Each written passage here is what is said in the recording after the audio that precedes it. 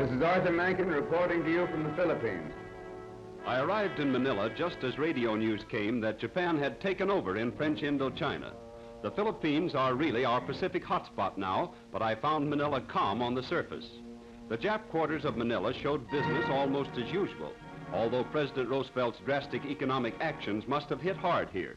In old Manila, these Igorotes, descendants of savage mountain tribes, calmly blew smoke rings at the Pacific crisis and made it hard to believe that Japan and danger lay only a few hundred miles across the sea.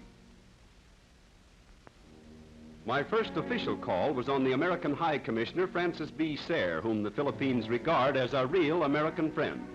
Sayre quickly arranged for me to film an historic event, General Douglas MacArthur's call on President Manuel Quezon. MacArthur presents his appointment as commander of the new U.S.-Philippine Combined Forces. Quezon has just been renamed for the presidency on a platform that fully endorses American efforts. General MacArthur's Philippine Army really amazed me. Well equipped, they're all over the islands. About 200,000 have been inducted into the American Army, and the training job MacArthur started in 1935 is well done. The U.S. Navy is very much in evidence. In Manila Bay, a small destroyer and submarine force does patrol duty.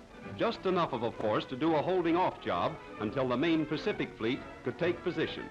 All incoming ships are under Navy scrutiny, and I photographed the Japanese liner Husimi Maru, which cut her stay short when the U.S. cracked down on Japanese credits.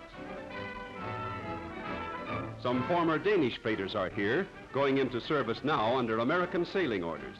Top Navy man is Admiral Thomas C Hart, commander of the Asiatic Fleet, and his biggest fleet in the Philippines is sky ships rather than sea ships. Big Navy PBY flying boats are here in impressive numbers. Naturally, figures are secret. Crack Navy men are here, old-timers, for Manila is no place for rookies these days. These big patrol bombers can fly to Siam and back and then some. After signing Navy censorship agreements, I got permission to go along on a routine convoy inspection flight. We spotted a convoy almost immediately.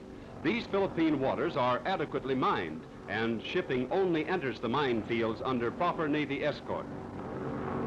We made contact with a Navy submarine doing its patrol job on the surface and sometimes under the surface. I'm telling you, this U.S. Navy looks awfully good out here. Back with the Army, General Moore escorted me from Manila down bay to Corregidor Island, the Gibraltar of the Philippines.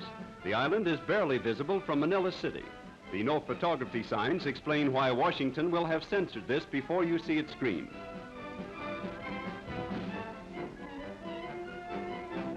Underground here is a honeycomb of magazines with plenty of big stuff in live storage.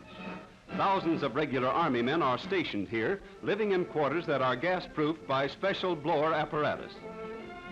Underground plotting rooms control the big coastal defense guns that are hidden all over Corregidor Island.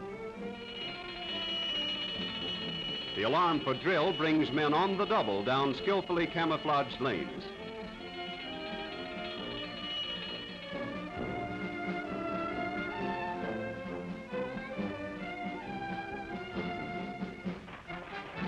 I got a real thrill out of making these shots, although there is much more that was absolutely taboo for pictures.